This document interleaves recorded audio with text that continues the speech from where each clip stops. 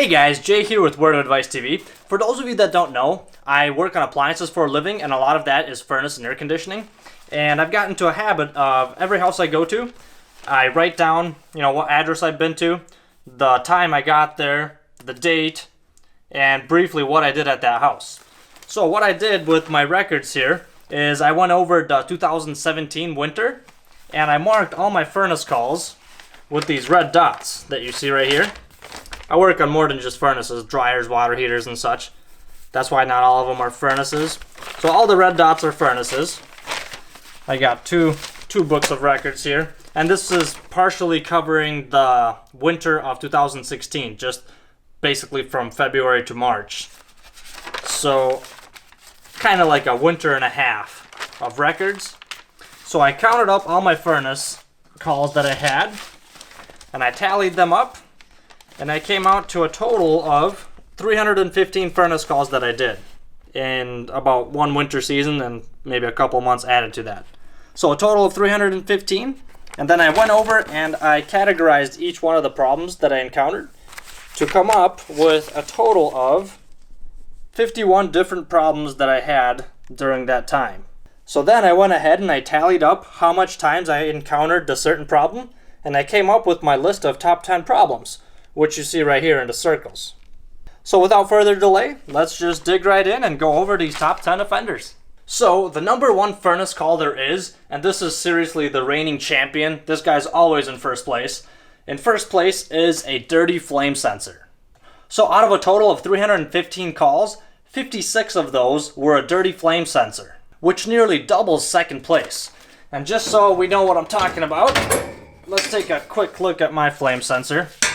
So when I come across a dirty flame sensor, I usually come to somebody's house and their complaint is, it seems like my furnace is working, I can hear it turn on, in fact I can even hear my burners coming on, but they only stay on for a few seconds and they shut right off.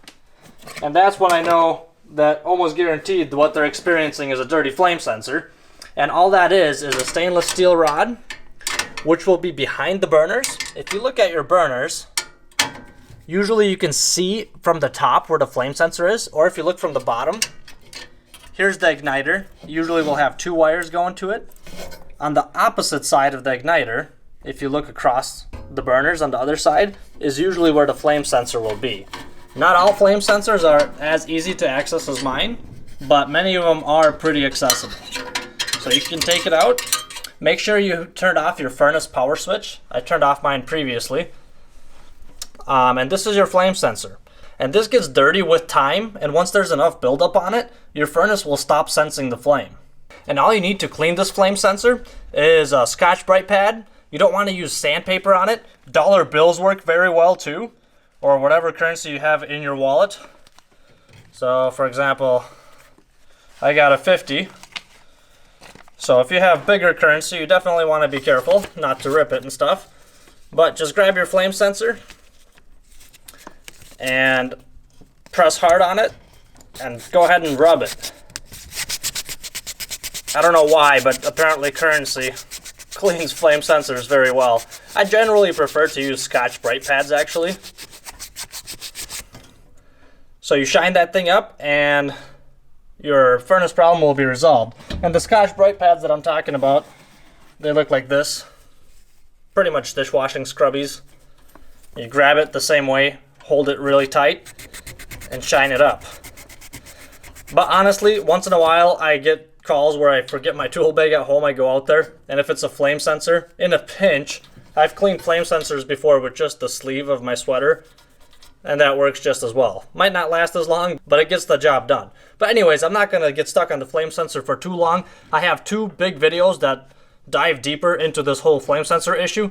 So if you want to know more about the flame sensor, how it works, and all that stuff, do go ahead and check out those videos. But anyways, this is the number one offender for furnace calls. And there's some rumors going around that if you clean your flame sensor with a $100 bill, it'll last 100 times longer. I haven't tried that myself, so I don't know, but believe it if you may. Anyways, moving on. Number two, with 26 calls out of 315, a dirty furnace filter. And your filter is generally going to be on your return duct. Most people have it L-shaped like I do right here. and your filter will be in the return duct right before the furnace. And just so you know, your filters are directional. Most of them will have an arrow on them right here that says which way the air flows is the way you should put the filter in. Whatever side has a net on it, see how this side doesn't have a net, that wire net, but this side does? That's the side that goes towards the blower fan or towards the furnace. And the reason for that is if for some reason somebody doesn't replace their filter for a long time, it'll get really restricted and the fan will start to suck it in. And I've seen that a couple times where the filter gets completely sucked in and wrapped around the motor shaft. It's really hard to pry it off. That's why one side of the filter has a net on it to prevent it from being sucked in. So if you're like me and you forget to change your filter a lot, what I started doing is just ordering my filters on Amazon. I get a whole box of them. I put the old ones right back into the box. So after I use the filter, you should be changing them really every month or two. And having a box standing by your furnace kind of reminds you, makes it easier to just swap them out. And one last thing about the filters, I promise this is the last thing. I'm getting stuck on filters for a little too long here. The best filters to buy, the ones we generally recommend, the fiberglass ones that are either blue or green, you know, you can see through them kind of, those tend to let too much through. Then there's these premium filters where the accordion is just closely knit together. They tend to be a little too restrictive, and I have checked air pressure before of all the different filters, and that really is true. So the one we recommend is this medium grade pleated filter where the accordion is a little more spaced out. These tend to catch the most stuff and they're not as restrictive.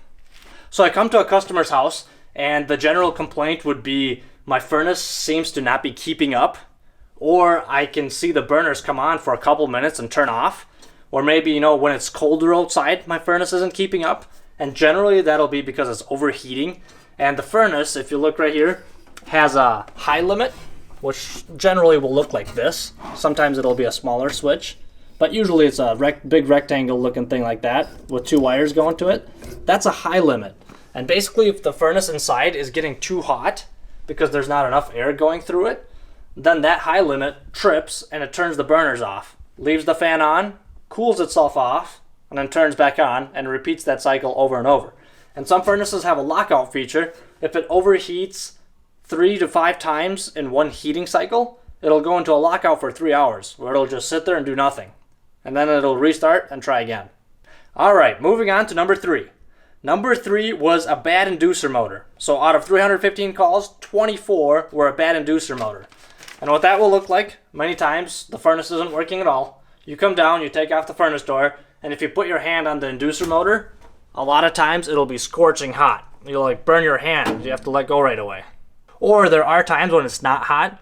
In those cases, you want to check with your meter and see if it's actually getting 120 volts from the control board, because sometimes it's actually the board that's bad and not the inducer motor, where it's just not sending power to it. But long story short, if the inducer motor is getting 120 volts but it's not turning on, the inducer motor is bad.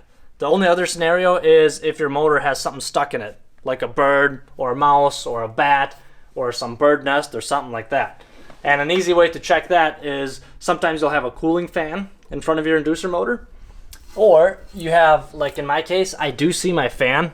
It's going to be hard to see on the camera, but there's a fan behind these grates. You can try to stick like a little screwdriver in there and spin it and see if it spins. If it's spinning freely, or rather freely I should say, that means you probably don't have anything in there or anything stuck in there, and your inducer motor is just bad.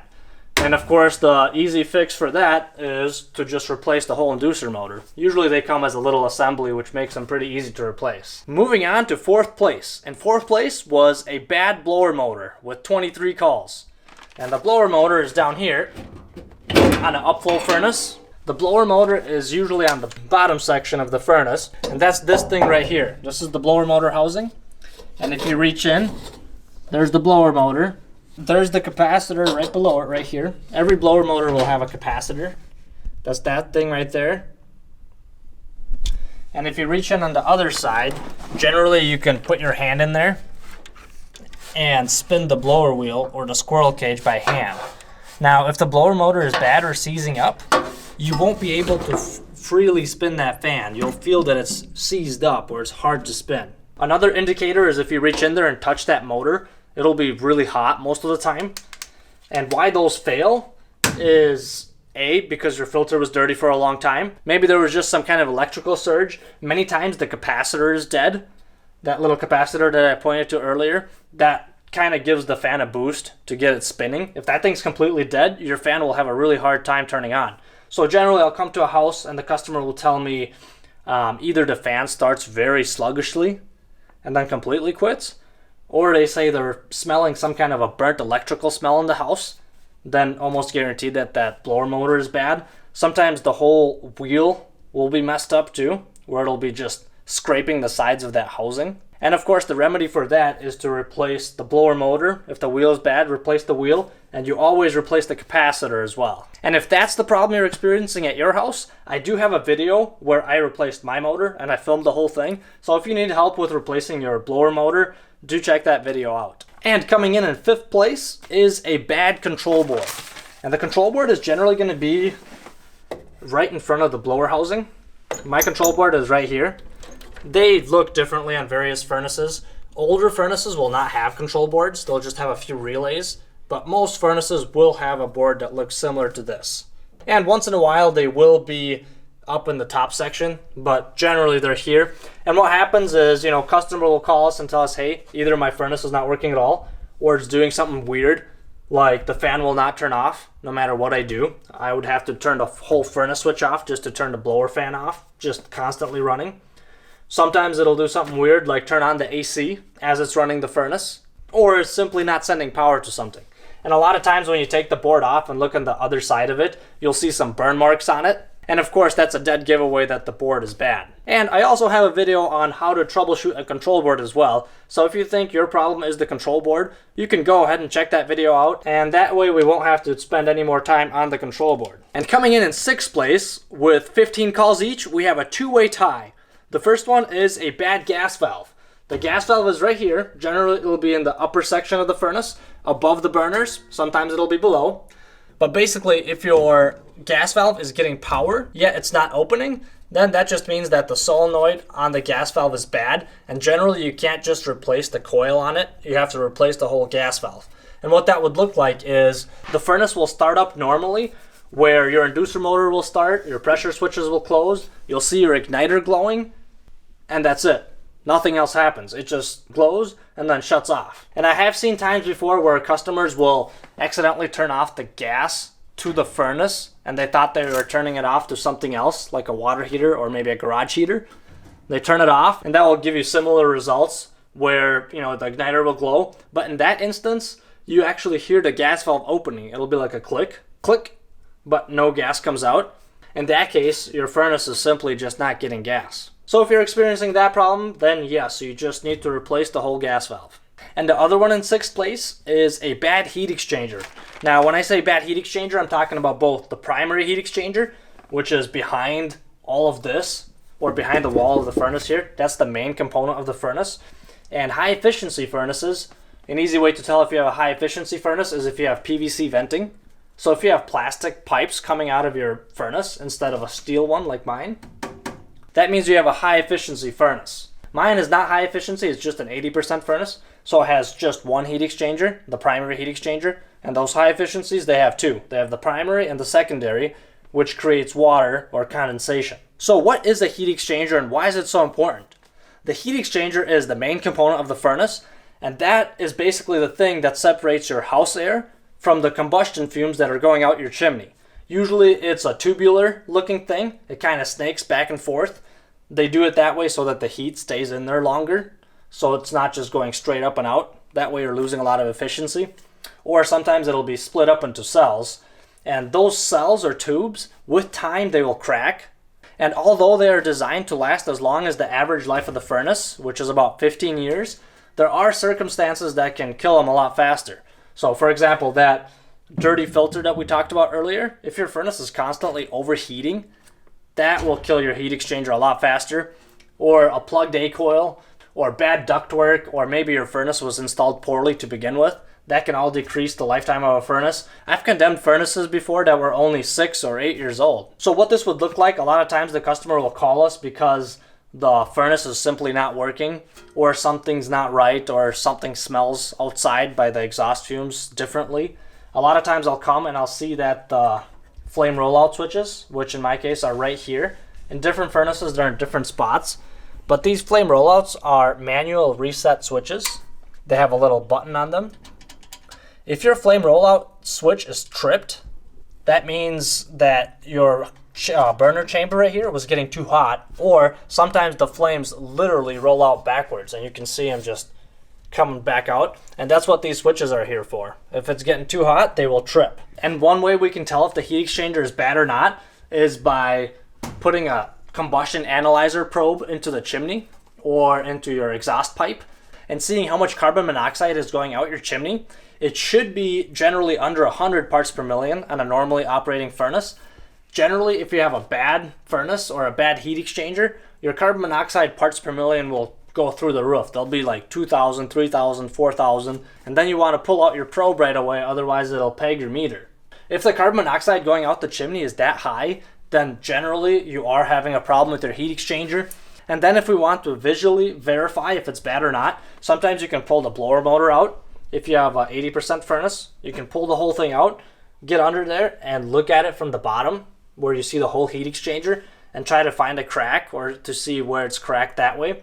Or you can take out that high limit, and if you have an inspection camera or an endoscope for your phone, you can also snake in there and try to see where the cracks are. Long story short, the American Gas Association states that by code, if there's a crack or a hole in your heat exchanger, the heat exchanger or the whole furnace must be replaced.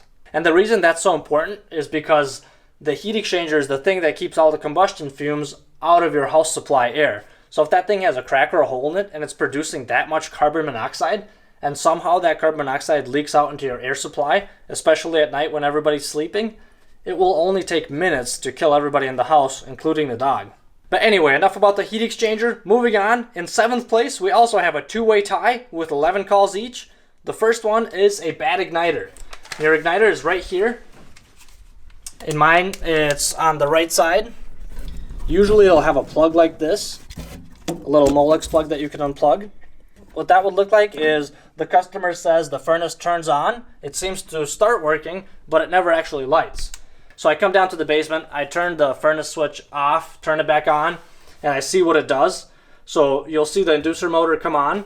After a while, generally you will hear the gas valve open and a little bit of gas will come out, but the igniter was never glowing. Most of the time, that means your igniter is bad. And if you want to check it with the meter, you can put your leads into the plug in the metal parts. One lead in here and one lead in here. If the igniter is getting 120 volts but it's not glowing, then you know you have a bad igniter. Or you can turn the power off to your furnace, unplug your igniter, and then set your meter to resistance and put both leads into both plugs. And if you have OL, that means the igniter is bad as well. And once you replace it, your furnace should fire right back up. And the other one in 7th place with 11 calls is a plugged A-coil. So it'll be a similar scenario where the furnace is overheating and tripping on that high limit. And the A-coil, or the evaporator coil, is part of the air conditioner. And if you have an upflow furnace, generally it'll be sitting on top of your furnace, and you'll see these refrigerant pipes coming to it, along with the drain line on the bottom here. And this coil, it looks like a radiator, almost like the unit you have standing outside, your air conditioner. You know how it gets plugged up with time as it's sucking air on the sides? So same thing happens with that one. After a while, especially if you're not very good at changing your furnace filters, or if you have a filter that lets a lot through, after a while, all the dust and debris that gets past the filter will settle on the underside of that A-coil and plug it up, causing a restriction in the airflow. So a lot of heat starts to build up in here because it can't get out. And that, of course, will trip your high limit once it gets too hot. The company I work for, we don't do A-coil cleaning unless they're very easy to access. A lot of them aren't very easily accessible, so we just recommend that people hire some duct cleaners to come out and clean that underside of their A-coil. But it is possible to clean it yourself. Just search on YouTube how to clean your evaporator coil or A-coil, and I'm sure you'll find some videos of people cleaning their A-coils, and you'll see what that entails. And moving on, in 8th place with 9 calls, we have a bad ignition module. And a bad ignition module is basically a control board, but the difference between a control board like this and an ignition module or ignition control is that the ignition module is only for the ignition. So it only controls the gas valve, the spark, if you have a spark igniter, and the flame sensor. Whereas this control board, it controls both the gas part and the fan, which is why sometimes it's called the IFC, which stands for Integrated Furnace Control. But anyways, that ignition module, a lot of times I'll come out and what it'll be doing is, if it's a spark igniter, for some reason it won't be sending the spark to the igniter, or maybe it's not sending power to the gas valve. And of course, to check that, you would have to test it with your meter. I don't have an ignition module on my furnace, so I can't show you. But basically, you would just check with your meter to see if it's sending power to the gas valve or if it's sending power to the spark. And if it's not, then the ignition module is bad and needs to be replaced. And in 9th place, we have a two-way tie with 8 orders each. The first one is a bad thermostat, and a lot of times what that will look like is on the thermostat, you turn on your heat or your furnace or even your fan and nothing happens, or maybe just one of them's not working. Yet if you take the thermostat off the wall and jumper R to W, which is basically jumpering the heat call, then the furnace turns on and everything works good. In that case, you know that just the thermostat is bad and nothing's wrong with the furnace itself. And in my furnace playlist, I have 2 videos of how to bypass the thermostat, just for that reason, to see if it's bad or not. I have a video of how to bypass the thermostat at the thermostat itself, and then I have a video of how to bypass the thermostat at the control board. So if you think your thermostat is bad, you can check out those videos and go from there. And the other one in 9th place is a dirty pilot assembly. And of course, I don't have this on my furnace because mine is a hot surface igniter. But what that is an intermittent pilot system. It'll have a little pilot hood, a spark igniter generally, and a flame sensor. So what happens is it'll have a silver tube coming out of the gas valve, which is the pilot tube. That pilot tube opens up first, lets out gas into the pilot to light that pilot intermittently, or basically when there's a call for heat. So that little pilot lights, and once the flame sensor proves that there's a little flame there, then that will tell the gas valve to open up and light all the burners. And what happens is that little pilot tube that goes to the pilot hood, there's a little orifice in there, which is really tiny. That little orifice, if there's some gunk that falls on it, maybe some scaling or some rust or dust or any kind of debris, that little hole is very small. If some stuff falls on that little pilot orifice, that will plug it up, and your pilot flame will not be hitting that flame sensor as well as it should be. Or maybe your pilot will be really lazy looking. The pilot usually is basically 2 sharp flames. If you see your pilot just going straight up, that means something's going on, and most likely that pilot orifice is dirty. So all you gotta do is take that whole thing out. Sometimes you can get away with just taking it out from the bottom and then being careful in how you bend that tube so you don't kink it.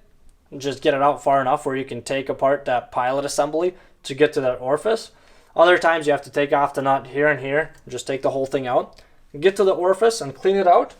I generally use just a little piece of my brass brush, just one hair, to get into that little orifice and clean it up. And then you put everything back together and everything works once again. And last but not least, in 10th place, coming in with 7 calls, we have a plugged condensate trap. And a lot of times that will be a carrier with that white trap, but there are other ones that get plugged up as well. So if you have a carrier or a Bryant furnace and you see a white trap on it, in those cases your furnace will be blinking a pressure code error. If you take off the thick hose from that trap, if that's the problem you're having, generally there will be a ton of water that comes out of that hose. So if you take that hose off and a lot of water comes rushing out, that means your trap is probably plugged up. So unhook all the hoses, the one from the bottom as well, take that trap out, and then flush it with hot water and close all the holes and just shake it vigorously. Flush it out, fill it up again, shake it vigorously until you can pour water into each of the holes on top, the 3 holes, and see water coming out the other end. But once you clean that condensate trap up real good, that will take care of your pressure switch problem, which is caused by that plugged up condensate trap, which is causing water to back up in your collector box. And your pressure switch hose generally hooks up right to that collector box. So if it senses that there's water in there, it'll shut the furnace off. And unfortunately, all good things come to an end. That was all for my top 10 furnace problems, but that was only about a third of all the stuff that I wrote down. So let's not let all my efforts go to waste and go through the rest of the list as honorable mentions. Coming in with 6 calls is a high limit that's stuck open. And what that would look like is I'll come to somebody's house and their blower fan is just constantly on and nothing else works. A lot of times the control board will be blinking an error code as well that will say circuit lockout or limit lockout. And what happens sometimes is if you have a dirty filter for a while and your limit keeps tripping over and over and over again, that limit switch, it's made out of two different metals, and when they heat up, one of them warps and disconnects, which interrupts the circuit. And if that keeps happening over and over and over again, sometimes that switch will get stuck open. And what you can do, which almost works every time, is take a screwdriver or a nut driver and just give your high limit switch just a good few knocks. And a lot of times that will be enough to free it up. If that doesn't free it up, you can try to take the screws out, take the limit out, and just knock it against the cabinet or the floor, and that should free it up. If nothing frees it up, well, then you just have to replace the limit. And if you want to check your limit with a voltmeter as your furnace is running, you can put both leads on both terminals on the limit, and you should have 0 volts if the switch is closed. If you have 27 volts, that means the switch is open. And coming in with 5 calls, we have a bad pressure switch. I have 2 of them in mine, and sometimes, once again, similar to the high limit, the pressure switches can get stuck in either a closed or open position. And if it's stuck in any of those positions, your furnace will not work. Unfortunately, taking these things off and hitting them will not do you any good. You could try to take the little pressure switch hose off and gently blow through it or suck on it to try to exercise that diaphragm. And if it's stuck, sometimes it'll free it up. And if that works for you, great. If not, well, then you just have to replace that pressure switch. I had 3 calls of a damaged or noisy blower wheel. And those calls, the blower motor would still be working, but it'll just be making a lot of racket. Either the blower wheel was out of balance, or some of the fins were broken off, so it was just scraping against the sides of it, just making a lot of noise. In that case, I usually replace the blower motor and the wheel and the capacitor, just the whole set to get it done with. I had 1 call where I had a bad 3-wire pilot. Some older furnaces have those where instead of a flame sensor, it'll just be like a big bar. Not a lot of them out there left. But on a 3-wire pilot, it's not a flame sensor that you can clean. So if it's not sensing the flame for some reason, then you just have to replace that whole assembly. I had 2 blown 3-amp fuses, which is generally going to be on your control board somewhere. Or in my case, it's just on these 2 wires in series with the secondary side of the transformer. And as far as I can remember, one of those was a bare thermostat wire. I think it was either the R or the W, and it was touching the door of the furnace, and that was shorting it out. And for the other one, I remember replacing the fuse and I couldn't find anything wrong. So I just ran the furnace for like 20 minutes and it was working great. I called it a day, told the guy to call me if anything else comes up. But anyways, if your 3-amp fuse is popping while you're running your furnace, the first thing you want to do is look for any bare 24-volt wires, or basically the thermostat wires. I also had 1 call where the furnace breaker was tripped and I couldn't figure out why. Once again, I reset the breaker, I checked everything, all the amp draws, there's no bare wires, found nothing wrong. Once again, ran the furnace for like 20 minutes and everything was working great. So I was thinking maybe something was wrong with the breaker itself, because the furnace, I wasn't finding anything. But anyways, reset that breaker and it's been working. I never got called back to that one. And coming in with 3 calls, I had a leaking collector box. My furnace doesn't even have a collector box. Only high efficiency furnaces will have a collector box. Once again, the high efficiency furnace is the one with the PVC venting, the 2 plastic pipes coming out. Generally 2, sometimes it'll be just 1. But on high efficiency furnaces, behind your inducer motor, there's also going to be a collector box. So if water for some reason is backing up in your condensate line, the water that's backing up will go into that collector box until it trips a pressure switch. Because the pressure switch is connected to the collector box, so if the water level gets up to the level where the pressure switch hose connects, that will shut off your furnace. But anyways, I had 3 of those boxes that were leaking.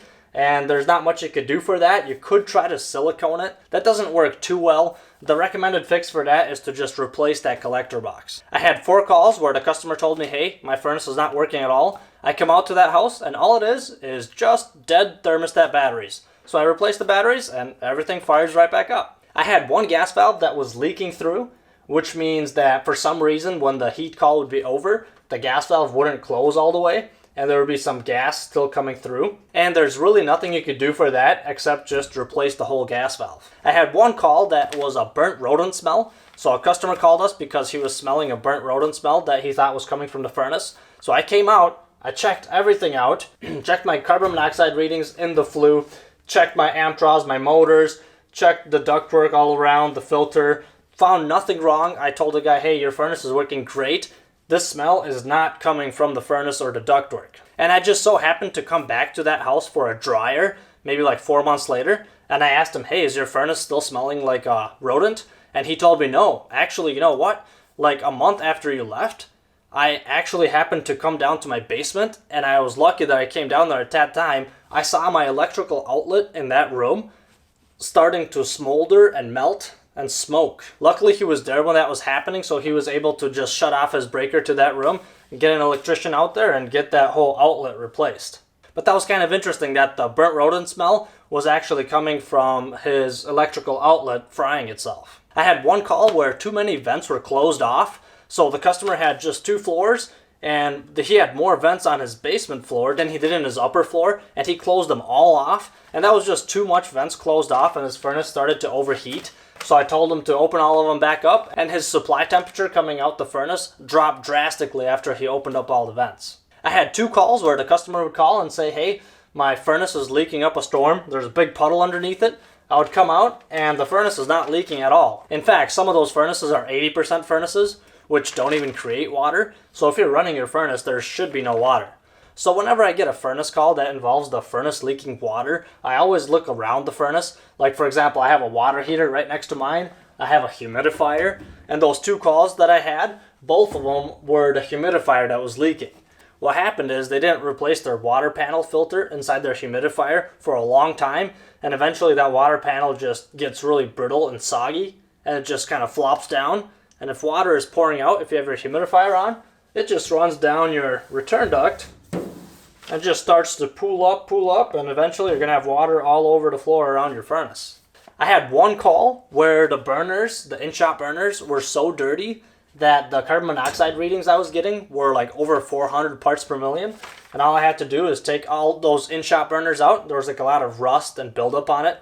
Just brush them all out real good. I blew them out with some compressed air. Put them back in, and that dropped it to, if my memory doesn't fail me, I think it was like 45, which is a pretty big change from 400. I had 4 calls where there was a weak blower motor capacitor. The customer would say whenever my blower motor starts, it starts off very sluggishly. So I checked the capacitor with my meter, and sure enough, the capacitor is almost dead. So I replaced the capacitor and everything's good to go. But if the capacitor is really weak or almost near dead, then you're better off just replacing the motor as well. But if you want a temporary fix, then replacing that capacitor should do the trick. I had one call where the thermostat wire inside the thermostat was bad. And what that looked like is, nothing was working. I took the thermostat off the wall. All the wires are connected right. But when I gently tugged on each wire, the W wire just kind of snapped right off. So that little copper part that goes under the screw, that was just broken right off. And that was interrupting the call for heat. So all I had to do is snip that part off, strip off another piece of wire, put it back in there, and everything fired right back up. I had 4 calls where the customer thought that his furnace wasn't working, but it actually was a programmable thermostat that they didn't know how to use. So they would set a temperature on their thermostat, but the program, like every couple hours, it'll revert back to the programming. And the customer didn't know that there's a hold button, and if you press it, it overrides the program. And they weren't aware that there's a program in the background. So they'd be constantly battling their thermostat and then thinking that their furnace isn't keeping up because the thermostat would automatically revert back to the programming that's in the background. So those calls become a little educational session. I teach them how the programming works, and most importantly, I teach them about the hold button. So you set the temperature to whatever you want, you press hold, and that will override any programming that's in the background. And most people like that hold option the most. I had 2 calls where the transformer was bad, and generally what will be bad is the secondary side. Transformers, they have 2 sides. They have the primary side, which is the 120 volt side, and then you got the secondary side, which is your 24 volt side. Most of the time it's that 24 volt side that goes bad. So if you disconnect both wires from it and just take a resistance reading or an ohm reading of that secondary side, if you see OL, that means that secondary side of the transformer is bad and it needs to be replaced. Another easy way to check it is if you have 120 volts going to the primary side of the transformer, you should be getting 24 volts on the other side as well. So if you set your meter to voltage and put your meter leads on the secondary side, you should have 24 volts if your primary side has 120 volts. If you don't have 24 volts, that means your transformer is bad and should be replaced. I had 2 calls where the fan relay was bad, and this is mostly just on older furnaces where instead of a control board, it'll have a fan relay. And those tend to get either stuck open or stuck closed, and it won't turn on the fan, or on the contrary, it'll always run the fan nonstop. So you just replace that fan relay and your problem goes away. I had one call where the motor bracket was loose, so whenever the blower motor would come on, it would come on with a really loud bang, just boom, and then it would start.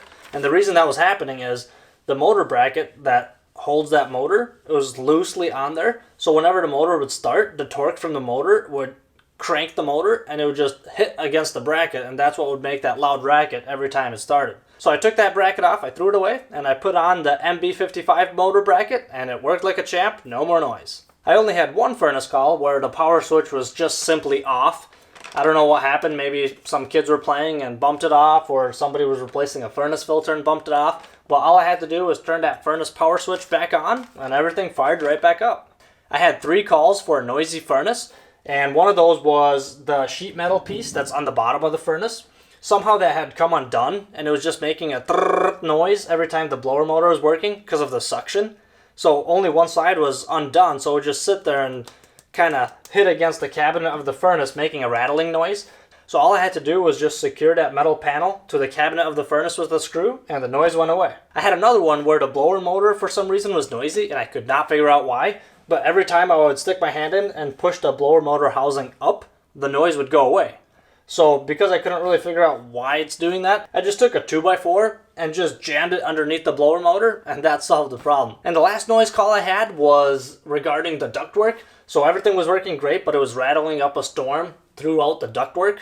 And I found the spot, the culprit, and somehow the slip joint, or the drive I should say, got undone. And it was just rattling up a storm. So all I had to do was just push that thing back together and the noise went away. I had 2 thermostat calls where the thermostat was wired wrong, and usually that happens because the customer replaces the thermostat and they forgot to look at the wiring and how it's wired before they took the old wires off. So they put the new one back on and the labels are a little different and they're not sure where everything goes. So they do it to the best of their memory, and a day or 2 later, I come out to fix it. I had one call where the gas valve was set to pilot. This was on a really old furnace. The gas valve had 3 positions, the on, off, and pilot. It was actually a standing pilot, and I guess during the summer the customer had turned his gas valve to pilot and forgot about it. So all I had to do was just come out there and turn the knob to the on position, and it fired right up and everything worked great. I had one call where I had a bad spark module. It's just a little black box where your spark igniter hooks up to, and that little black box is the one that sends the spark. So the box is bad, therefore no spark, and nothing happens. So I replaced the spark module and it fired right back up. I had one call where the flame rollout switch was tripped, so I reset it, I checked everything, and I couldn't find why that thing had tripped. So I double checked everything again, and once again found nothing wrong. So that one was kind of interesting. I had 3 calls where the gas pressure was set too high on the gas valve, and that was either set too high or not adjusted when the furnace was installed originally, or maybe another service tech came out previously and set the gas pressure too high. Or if you don't have a regulator on your gas piping, it could even be from the gas company. If their gas pressures were going up and down, that could affect your gas valve as well and just throw off its pressures. So all I had to do on those calls is just adjust the gas pressure. It should be between 3.2 and 3.8 inches of water column. I usually set it at about 3.4. I had 3 calls where there was a spider web inside of the gas valve orifice, and those particular calls are in mobile home furnaces or in the trailer park furnaces, generally Coleman's. It'll be just one gas valve with an orifice inside of it with one big burner, and that orifice, if you screw it apart, during the summer it seems like spiders just love to make a web in there, just a complete web that covers up the whole gas valve orifice. So if you take a wrench and take that orifice out, you'll see a bunch of stuff in there. Just clear it all out, put that orifice back on, put it all back together, and the furnace fires right back up. I also had one call where the orifice on the gas manifold was plugged up, also from a spider. There's 4 of them, generally on furnaces like this. You'll have 4 orifices, sometimes 5 or 6, depending on how many burners you have. But if you take an inspection mirror and just stick it in there and look at every single orifice, what was happening is all my burners would light, but my 3rd burner would not come on. So I stuck an inspection mirror in there and I saw that the orifice was just covered with white stuff, which turned out to be a spider web. So in that case, all I had to do was just take a little piece of wire, I bent it and just pulled it in there and just cleared that orifice out. That way I didn't have to take out this whole manifold to clean it. I tested it and it fired right back up. I had one call where a carrier inducer motor, there was a few model of carriers where for some reason their pressure switch ports on the carrier inducer motor assembly was too small, and per the manufacturer, you actually had to drill out that pressure switch port, otherwise your furnace would always have pressure switch problems. Which was exactly what was happening to me.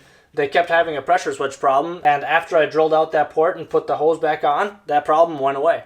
I had 3 calls where the condensate trap was leaking. Generally, it'll be those carrier traps. Sometimes it'll be the Lennox traps, where it'll be a black trap either inside or on the side of the furnace. And once again, of course, this only applies to high efficiency furnaces, and the fix for that is just replacing that trap. I had one call where the actual power switch on the side of the furnace was bad, and once that switch got replaced, everything fired right back up. I had 3 calls where the furnace blower speed was set too low for that size of a furnace, so all I had to do was just increase the fan speed and everything went back to normal. I had 3 calls where the condensate line was leaking, once again on high efficiency furnaces. I believe 2 of them were PVC piping, where I guess somebody stepped on them and it cracked. And the fix for that is pretty simple. Just replace that whole condensate drain line. If it's very long, then just replace that piece that is leaking. I went on one call where the customer said his furnace was not working, not doing anything, and all it was is his thermostat was just simply turned off.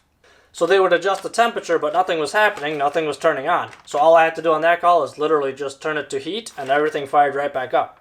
I had one call where I had to relight a standing pilot. I guess a downdraft must have put it out or something. I relit it, the thermocouple was good, the pilot flame looked nice, everything worked great. I replaced 3 inducer control boards, and not very many furnaces have it. I think it's mainly carrier, the older model of carriers that have them, where the inducer motor will have its own little control board, and those tend to go bad. So I replaced 3 of those. I had 3 bird nests in the intake. This mostly applies to the high efficiency furnaces with the PVC vent and intake. For some reason, birds just love making nests inside of those intake pipes. So I just cleared out those nests and the furnace fired right back up. And finally, the last one. I'm starting to lose my voice here. But the last one, I only had one call, and that one was the door switch was not being pushed in all the way by the furnace door. And of course, the door switch is almost like a secondary power switch. So if for some reason that's not pushed in, that'll interrupt power to your whole furnace. So I guess the customer had taken off the bottom door, and when he put it back on, he didn't put it on correctly, so it wasn't pushing the door switch in all the way. So all I had to do is put the door back on correctly, so the door switch closes all the way, and the furnace fired right back up. Well guys, and that is it for my list of furnace problems. I hope you found this video useful. Thank you so much for watching all the way to the end. If you're not subscribed to this channel yet, don't be a stranger and subscribe. And as always, don't forget to mash that like button on the way out, and we'll see you next time.